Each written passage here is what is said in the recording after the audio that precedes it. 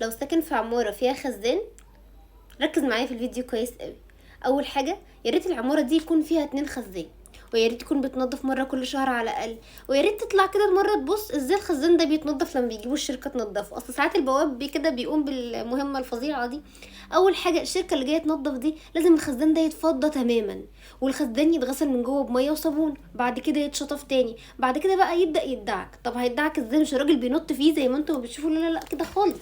اولا لازم يبقى معاه عصايه طويله كده بفرشه بطول الخزان كله، بحيث انه يبدا ينضفه وهو واقف من بره، مش هو يخش ينط فيه بكل جسمه بكل هدومه بالكلام ده كله، ما ينفعش. وبعد كده يبدا يتشطف ويبدا يتملى تاني. وما تنسيش بعد ما الخزان يتنضف يبدا يفتحي حنفيات بيتك كلها عشان المايه كلها تنزل، كل المايه اللي كان مالها الغسيل بقى والصابون والكلام ده كله. خلي بالك على صحتك وصحه اسرتك، ما تسيبوش الحاجات البسيطه دي تروح منكم. في امراض كتيره قوي منقوله عن طريق المايه، زي فيروس ايه بينتقل عن طريق المايه الملوثه، وفي عندك التيفود، وكل الامراض دي هتجيلك. ونرجع نقول اصل ولادنا بيجي لهم ليه نزلات معويه والحاجات دي كلها، ما كل الحاجات دي من الميه. ويهتمي تماما بتركيب الفلتر عندك في البيت، وتغيروا له الشمع باستمرار، وتجيبي دايما الفني بتاعه يبص عليه.